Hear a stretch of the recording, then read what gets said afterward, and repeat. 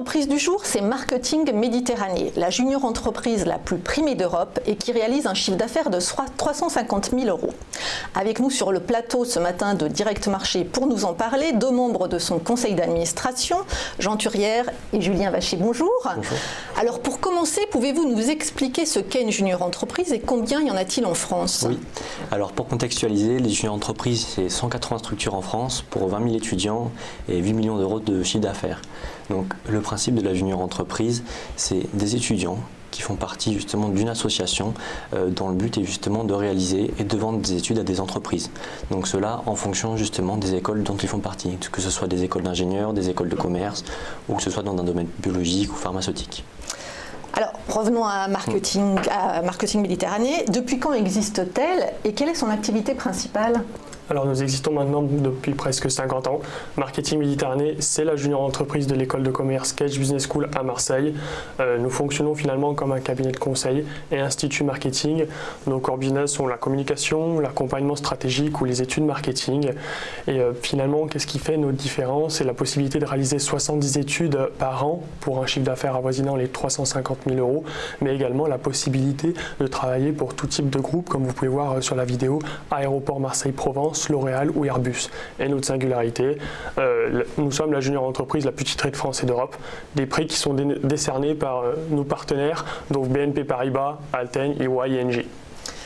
Et alors en termes de gouvernance, qui dirige cette junior entreprise, qui décide de la stratégie ? Parce que j'imagine que le bureau se renouvelle tous les ans ou tous les 2 ans. Effectivement. Alors, il y a plusieurs parties prenantes. D'abord, donc, il y a les étudiants qui font partie de l'association, comme Julien et moi, donc, qui font le conseil d'administration, qui pilotent la stratégie donc, de la junior entreprise. Ensuite, une seconde partie prenante, ce sont les anciens, c'est-à-dire les anciens membres de la structure qui peuvent nous aider donc, dans nos stratégies. On leur demande conseil, mais également ils viennent nous former. Par exemple, Danielita, qui est Managing Director chez Accenture, vient nous former donc, cette année voilà, pour nous aider dans nos formations et qu'on soit plus pertinent avec nos clients. Également, il y a d'autres personnes qui viennent nous former, comme par exemple Olivier Variol, qui était Managing Director de Kantar, donc sur un volet plus d'Institut Marketing. Donc ça, c'est le premier volet, les anciens qui viennent donc, nous former et nous accompagner. Un dernier volet, c'est l'école, c'est-à-dire Cage Business School. On fait attention à être en symbiose avec la stratégie de l'école, c'est-à-dire qu'on suit activement le président du conseil d'administration qui est Stanislas Zebensman ou le directeur de l'école José Milano pour vraiment être en adéquation avec l'école qui est vraiment portée sur des notions de proactivité et d'entrepreneuriat.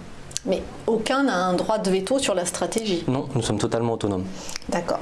Alors qui sont les clients? Vous en avez cité quelques-uns et qu'est-ce que vous leur proposez concrètement?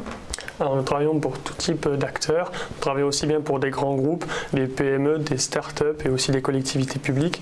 À titre d'exemple, je pensais par exemple à Airbus ou Casino qu'on a accompagné cette année, ou également Toulon-Provence Méditerranée comme collectivité publique. On propose tout type de prestations, donc des prestations études de marché, études quantitatives, un volet plus communication avec des plans de communication et la réalisation des supports, mais également un volet financier avec business model et business plan pour les clients qui souhaitent lancer leur activité. L'objectif, c'est pas forcément proposer seulement des prestations, mais proposer la possibilité aux clients de les accompagner de A à Z en répondant à leurs problématiques et en réalisant des méthodologies sur mesure pour eux. Et cela passe notamment par une offre complémentaire qu'on essaye de mettre en place avec des expertises. Une expertise en design depuis plus de 10 ans, en graphique, espace, produit, pour valoriser la marque, les idées et le produit de nos clients. Et également aussi une expertise du coup en ingénierie depuis plus de 10 ans avec notre partenariat Junior Central Supélec, qui est la meilleure junior entreprise côté ingénieur de France et qui est également la junior entreprise de la 2e école d'ingénieurs de France. Et alors, est-ce que vous pouvez nous donner des exemples concrets de missions récentes? Alors cette année, moi-même et mon équipe, du coup, nous avons réalisé une étude pour un client qui souhaitait acheter un hôtel 3 étoiles et le monter en gamme en 4 étoiles. Donc nous avons commencé par réaliser une étude de marché, donc au niveau de la région PACA, donc Provence-Alpes-Côte d'Azur. Nous avons identifié les différents concurrents. Nous avons également identifié les best practices du secteur de l'hôtellerie de luxe. Nous avons poursuivi du coup avec mon équipe sur la réalisation d'un business model. Finalement, également trouver et identifier les ressources manquantes, donc matérielles, immatérielles, humaines ou financières, pour passer l'hôtel en 4 étoiles. Et enfin, pour valider la faisabilité et la rentabilité du projet, nous avons élaboré tous les documents comptables prévisionnels, c'est-à-dire par exemple les comptes de résultats sur 3 ans ou encore les bilans comptables. Et finalement, le projet a abouti, il est passé 4 étoiles cet hôtel? Alors, c'est en cours, c'est en négociation, la suite du projet est à venir. Un autre exemple, oui. Julien? Donc par exemple sur un volet plus géopolitique, l'ONU, oui pardon, faut le dire. sur un volet plus géopolitique, donc il y a l'ONU qui a pointé du doigt la France en termes d'inclusion sociale, et donc dans cette logique-là, il y a une enseignante chercheuse de Cage Business School, qui a justement travaillé sur ces problématiques-là, et donc Marketing Méditerranée donc l'a accompagné à travers 2 méthodologies qui avaient des objectifs différents. Donc une première méthodologie qui était un benchmark, donc une comparaison de tous les outils qui peuvent aider justement à cette inclusion sociale, et l'objectif était vraiment de déterminer quels étaient les meilleurs outils, les best practices, les meilleures pratiques qu'il peut y avoir donc dans ces outils-là pour pouvoir essayer de les appliquer en plus au niveau national. Donc ça c'était la première méthodologie. Et alors qu'est-ce que vous avez, qu'a donné l'étude? Eh bien on a réussi à trouver tous les éléments justement, les éléments qu'on devait retirer justement de ces études pour les donner. Il y avait beaucoup de doublons, j'allais vous dire. Il y avait des doublons, mais justement il y avait des fois des incohérences dans les outils, c'est-à-dire des choses qui se répétaient, qui perdaient du temps, et on a essayé de tirer le meilleur de chacun des outils pour qu'ils soient plus à même de faire un outil plus performant. Et justement pour compléter cette partie-là, on a fait une deuxième méthodologie qui était une étude quantitative. Donc on a justement parlé aux personnes, voilà, aux différents membres de la FEDSAP, donc les personnes qui mettent en place ces outils, pour déterminer les problématiques qu'ils peuvent avoir de mise en œuvre justement de ces outils-là. Et donc en fait, ces 2 méthodologies ont permis de faire une synthèse pour cette enseignante-chercheuse et pour l'aider justement dans la réalisation de ces travaux. Et alors, sur ce type de mission, parce que votre panel d'action est assez large, avec qui est-ce que vous êtes en concurrence? Alors, donc, en termes de concurrence, on pourrait croire qu'on est en concurrence avec les cabinets de conseil ou les instituts marketing, oui. Et c'est en quelque sorte le cas. Mais le business model des juniors entreprises est différent, ce qui fait qu'on est aussi positionné différemment, c'est-à-dire que de par notre business model, on est composé d'étudiants, c'est-à-dire que la force de proposition est différente, on n'a pas une vision interne de l'entreprise, on est en formation, donc la logique est différente par rapport à des personnes qui sont réellement dans des cabinets pro, on n'a pas de vision senior, et en plus de ça, on a une proposition de valeur qui est différente, puisque on peut également proposer tout notre bassin étudiant, c'est-à-dire qu'il y a plus de 3000 étudiants. Mais oui, également... parce que j'allais vous dire, voilà, au niveau des effectifs, comment ça se passe? Est-ce que vous les rémunérez, ces étudiants? Oui, on rémunère ces étudiants justement pour réaliser des missions. Donc on est force de proposition à travers toutes les missions qu'on peut réaliser. Donc sur les 350 000 € de chiffre d'affaires qu'on réalise chaque année, il y a 100 000 € qui sont reversés à des étudiants. Donc c'est aussi quelque chose d'intéressant pour les étudiants. Et donc justement ces étudiants aussi ils sont en force de proposition, puisqu'il y a tout le réseau des juniors entreprises qui nous permet d'avoir accès à des étudiants qui soient au niveau national ou au niveau mondial, puisqu'il y a des juniors entreprises dans le monde également.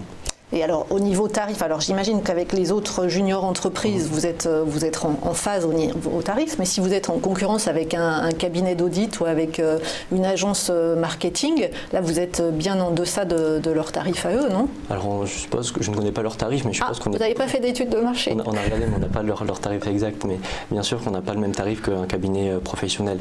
Mais dans la mesure où on est junior, bien sûr, mais pour autant ça ne veut pas dire que la qualité n'est pas présente.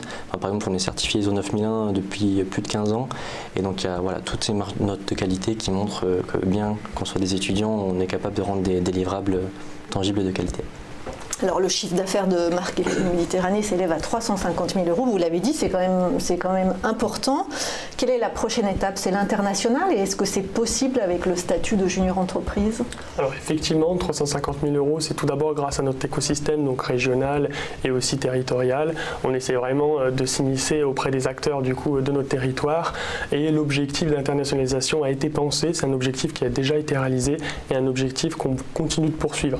Alors pourquoi les 350 000 €? C'est dû à notre ancrage territorial, parce que vraiment on a essayé de se rapprocher des différents acteurs, donc notamment par exemple la Chambre de commerce et d'industrie de Marseille-Provence, avec sa tête M. Jean-Luc Chauvin, ou également par exemple l'Union pour les entreprises des Bouches-du-Rhône, au niveau national davantage le MEDEF, avec qui nous organisons un événement chaque année, les clés pour entreprendre, à destination des entrepreneurs, ou encore par exemple la métropole Aix-Marseille, avec à sa tête Madame Martine Vassal.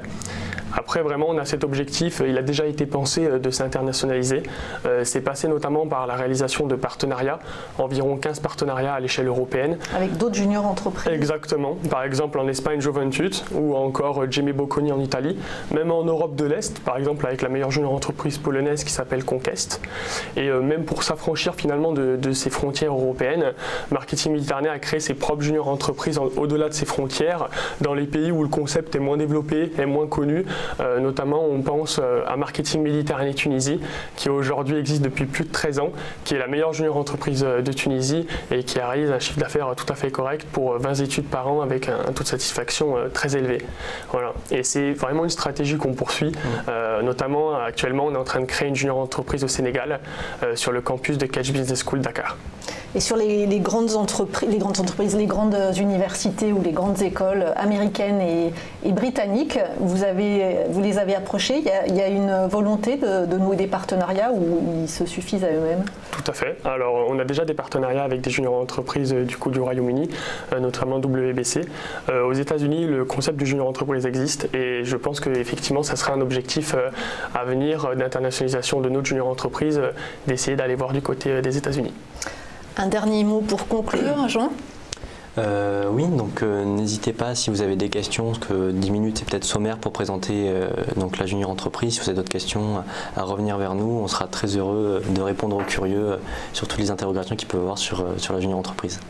Merci beaucoup, Jean Turière et Julien Vacher, consultants et membres du conseil d'administration de Marketing Méditerranée.